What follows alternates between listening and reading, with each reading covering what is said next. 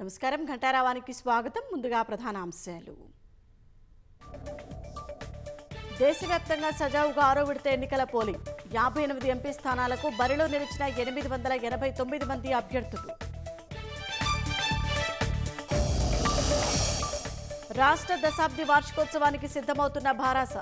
ఊరూరా ఆవిర్భావ వేడుకలు నిర్వహించేలా కార్యాచరణ.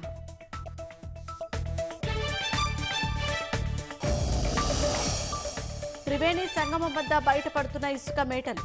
ఎగువ ప్రాంతం నుంచి ప్రవాహం లేక ఖాళీ అయిన గోదావరి.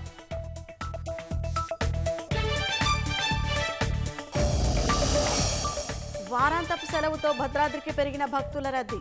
స్వామివారి ఉచిత దర్శనానికి గంటల వ్యవధి.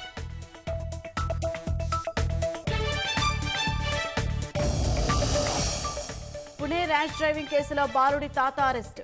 కేసులో కుటుంబ డ్రైవర్ను ఇరికించాలనే పన్నాగం.